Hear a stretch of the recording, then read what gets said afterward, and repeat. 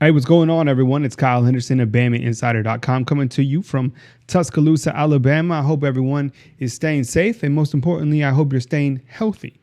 Now, today's subject, we're talking about the fact that Nick Saban is not afraid to play freshmen at the University of Alabama. And if you followed Nick Saban throughout his tenure at Alabama, you know that the best will play.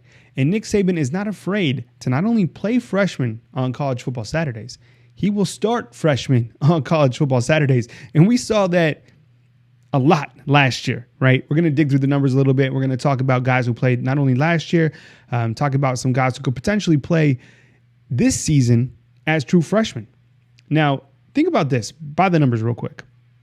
There was over 19 freshmen that played during the 2019 season from the class of 2019. Alabama had 27 commitments, and Nick Saban played over 19 of those guys, right? I think the total number was either 19 or 20.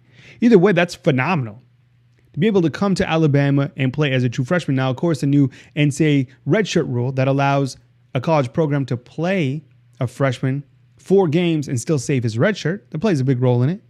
But the fact of the matter is, Nick Saban will play the best. And if you rewind to the 2017 national title game, Nick Saban played 3 freshmen that helped Alabama win that national title game over Georgia. Not only did he swap in Tua Tagovailoa for Jalen Hurts, he also put Najee Harris running the football. By the way, Najee Harris had 64 yards in that game. And by the way, another freshman caught the game winner in Devontae Smith. So freshmen play at Alabama, and I think one of the things that is interesting to see on social media, and when we talk to these recruits who are thinking about going to Alabama, is a lot of the other programs out there tell these young men that you're not going to play at Alabama. You're going to have to wait several seasons to get onto the field. And that's simply not the case. We've seen it time and time again. Nick Saban is not afraid to go to the freshmen for a spark, to look for a player that can contribute early. Now, look at some of the freshmen that not only played last year, but started last year. Evan Neal. He started at left guard all season long, right? That was phenomenal. When Dylan Moses went out, when Joshua McMillan went out, Nick Saban had options. He could have went with Markel Benton. He could have went with Ali Cajo. He could have went with Jalen Moody. But no, he went with 2 freshmen at the inside linebacker position, which a lot of people had a lot of problems with. A lot of people would have went another direction. But Saban played 2 freshmen at that inside linebacker position. I don't think you'll ever see that again, at least under Nick Saban. More freshmen played during that 2019 season. DJ Zell, he started at the defensive tackle position. He earned that spot during the springtime in 2019. Will Reichard, if he didn't get injured, he would have been the team's kicker. Jordan Battle, he played a ton at the safety position. You had other freshmen as well step in and play. I think the point is that Nick Saban is not afraid to play freshmen, and he's going to play the best. Now, it's hard to speculate on which guys are going to start from the class of 2020 as freshmen. I know a lot of people want to see Bryce Young come in at the quarterback position and take over for Tua Tagovailoa / Mac Jones and be Alabama's quarterback during the 2020 season. I foresee this delay, this postponement of spring football, giving Mac Jones an even better opportunity to be that starter during the 2020 season. But I don't think that Bryce Young is out of the mix completely. He could certainly be the guy that steps up, is the guy, and eventually is this team's quarterback for the 2020 season. I mean, he's just that good. You guys know he's that good.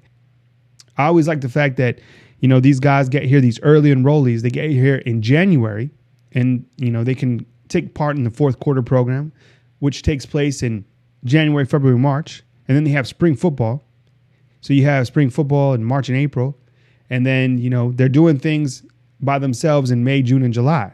But at least they've had the 1st quarter of the entire year to really hone in on their craft, to adjust to college life. Now with no spring football, that's going to really set these freshmen back. Now, of course, some of these guys are at home. They're self-grinders. They're going to do their thing, and they're going to show up whenever, football is back. And I hope that it's August. I hope and pray it's back in August. These guys are going to have to show up and prove that they can do it in August.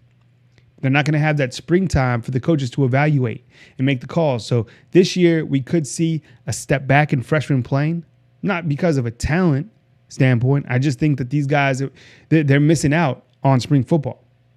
So point is, Nick Saban is not afraid to play freshmen. And actually, I'm going to leave you with this. Nick Saban in 2018 was asked about playing freshmen. And here's Nick Saban commenting on the importance of playing freshmen at the University of Alabama. Go over here on the back row, all the way to the left, on the left side. Nick, you had 6 true freshmen on offense alone making impactful plays in the second half of the Georgia game. Is that something you're even cognizant of at the time, or have we gotten to a point in the sport where true freshmen are so prepared, they have the early enrolling, where you can feel completely comfortable having over half your 11 guys out there as true freshmen? Well, and I think at that point in the season, after 13 games, you wonder if they're really still freshmen. We've always played a lot of freshmen. You know, I think we played 14 freshmen last year. We played 17 one year. And those guys make a tremendous contribution to our team. And I think the expectation has changed through the years is how rapidly some freshmen who have the maturity, physically and emotionally, to be able to sustain the season, continue to focus and develop and improve, can make a contribution to your team. And my obligation to our team is to play the best players. So I don't care what grade they're in or where they're from or what their mailing address is. That's kind of what we do. And if they're better than somebody else, then we're going to give them every opportunity to play. And I thought those 6 guys made a huge difference in that game. And I think the way our team turns over at Alabama, because we've had, I think, 29 guys go out early for the draft in the last 7 or 8 years, it creates more opportunity for young guys to play more quickly.